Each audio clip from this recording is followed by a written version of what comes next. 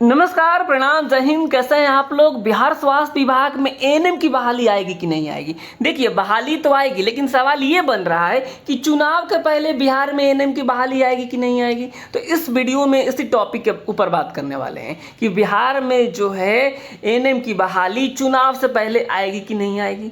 तो चलिए इस वीडियो को स्टार्ट करते हैं। और इसी वीडियो में हम एक बार और बता देंगे, हम जो है सभी वीडियो में बात करते हैं कि आप लोग कितना नंबर लेके आएंगे तो आप लोगों की नौकरी हो सकती है। और जो है अभी जो है बिहार 10,709 में जो लोग ज्वाइन किए हैं उसमें कितने नंबर पे ज्वाइनिंग हुआ है, ये हमने कई बार बताया है, हालांकि इस वीडियो में भी बताएंगे। तो चलिए इस वीडियो को स्टार्ट कर लेते हैं। देखिए, सबसे पहले आप समझिएगा कि जो है इस बार थोड़ा सा और मुश्किल होगा।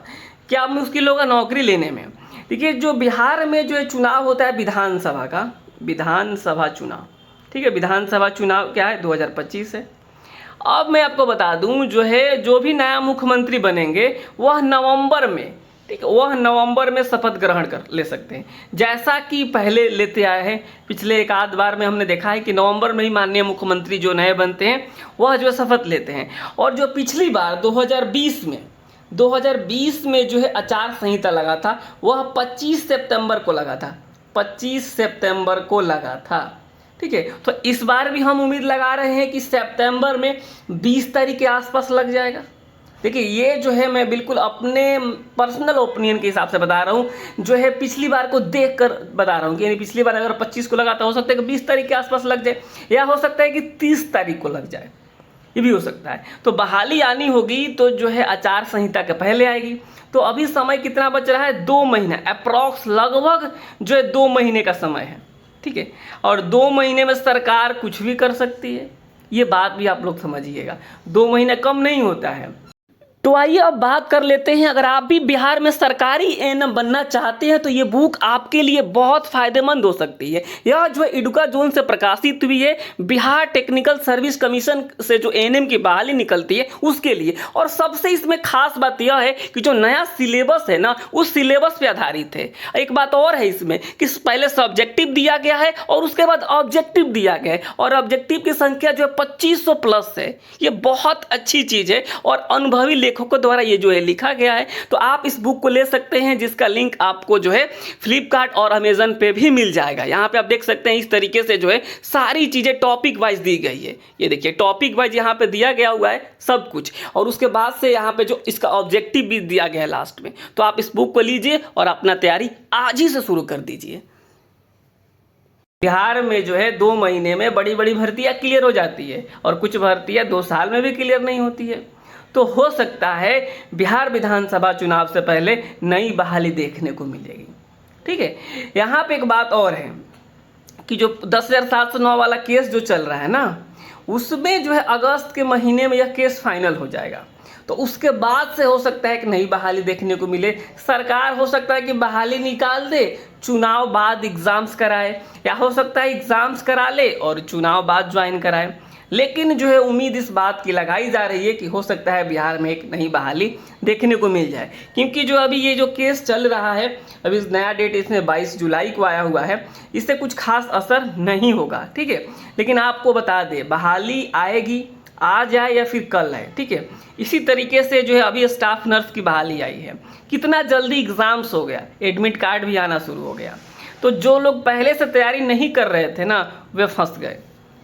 अगर जिन लोगों ने प्रॉपर क्लासेस करी होगी 3 साल जीएनएम में, 4 साल बीएससी नर्सिंग में, उनको तो दिक्कत नहीं होगा। उसी तरीके से अगर आप बिहार एएनएम 2 साल जो है अगर आपने पूरा अच्छे तरीके से पढ़ा है 2 साल, तो कोई दिक्कत नहीं है, ठीक है। लेकिन अगर आपको लगता है कि नहीं, आप क्लास सही तरीके से नहीं कर पाए, सही तरीके से पढ़ाई नहीं हो पाई, तो आप तैयारी शुरू कर दीजिए। तैयारी शुरू करने के लिए बिहार में जो है आप सबसे शानदार तरीके से जो यहाँ पढ़ाई हो रही है, जो बिहार एएनएम को लेकर के पूरा जो है आप टॉपिक वाइज जो है क्लासेस चल रहा है। यानी जो है मान लीजिए कम्युनिटी है, तो कम्युनिटी के एक एक टॉपिक से अलग अलग टेस्ट होगा। मिडवाइफरी का जो सिलेबस है उसके अलग अलग टॉपिक से अलग अलग टेस्ट होगा। जैसे पहला हमारा टेस्ट शुरू होने जा रहा है इसी संडे को। अगर आप इस क्लास को ज्वाइन करते हैं तो आप उस टेस्ट में भी पार्टिसिपेट हो सकते हैं, यानी भाग ले सकते हैं।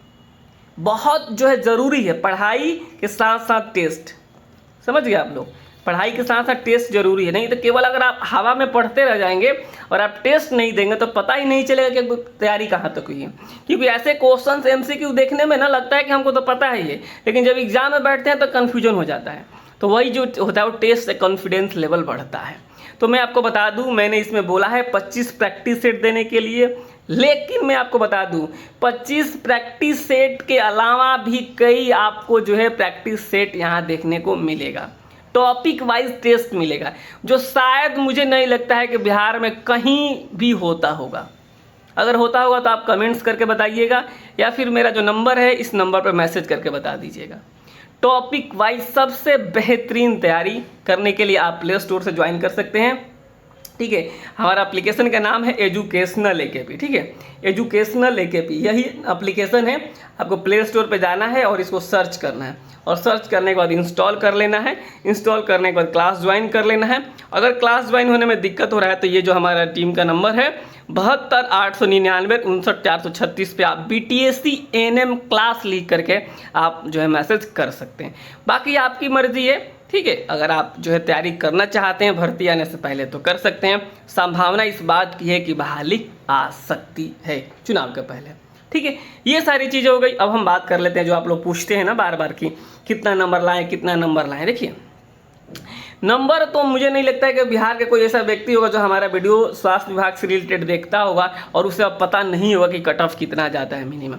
यूआर के लिए मैं बताया हूँ, आप यूआर हो या फिर आप EBC हो, चाहे आप BC2 हो, चाहे आप SC हो, चाहे आप ST हो, चाहे आप PH हो, सबके लिए NM में 32 मार्क्स चाहिए। 32 मार्क्स चाहिए। 100 में अगर बात करें तो 32 मार्क्स चाहिए। आप 75 की बात करें तो 75 का 32% चाहिए। ठीक है, ये चीज़ें हैं। ठीक है, यानी 32 नंबर अगर आप लेके आते हैं, ठीक है, सब कुछ करा के तो जो है आप समझिए कि आपकी जो है DV के लिए आपको बुलाया जाएगा। ठीक है, तो इस बार जो है EBC का जो कैंडिडेट थे उनका 32 पे ज्वाइनिंग भी हो गया।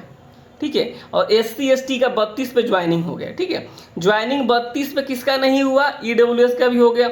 यूआर कैटेगरी और BC2 का जो है नहीं हुआ 32 नंबर पे। इनको जो है 45 नंबर के आसपास लाना पड़ा जनरल के लिए और BC2 के लिए कम। तो ये सारी चीज़ें, तो इस बार थोड़ा सा और मुश्किल होने जा रहा है। मुश्किल इसलिए होने जा रहा है ना क्योंकि पिछली बार जो कैंडिडेट जिन्होंने जो स्क्रूटनी करने के बाद 32,127 हुए थे, टोटल फॉर्म भरने वालों की संख्या की बात करें तो जो है 42 से 45 हज़ार थे। अब 2-3 सालों में ये बढ़ के हो जाएगा 60-70 हज़ार। तो ये जो चीज़ें हैं आपको जो है डबल मेहनत करने की ज़रूरत है। बाकी आप कहीं से मेहनत कर रहे हैं तो बहुत अच्छी बात है। हमारे यहाँ से अगर आप मेहनत करेंगे तो और अच्छी बात होगी। आप प्रैक्टिस सेट देना मत भूलिएगा। कम से कम मैं बता दूँ, आप टॉपिक वाइज टेस्ट दे लीजिएगा। ठीक है, क्लासेस कंटिन्यू कर लीजिएगा, नौकरी आराम से हो जाएगी। ठीक है, तो अब इंतजार कर रहे हैं हम लोग बहाली कब आ जाए। हालांकि उम्मीद है इस बात की कि चुनाव के पहले आ सकता है। ठीक है, तो इस वीडियो में इतना ही रखते हैं। आप हमारे चैनल को सब्सक्राइब करके रखिए। ठीक है, जो भी अपडेट आएगा बिहार NM से रिलेटेड आपको यहाँ पे सबसे पहले दिया जाएगा। ठीक है, नमस्कार, धन्यवाद।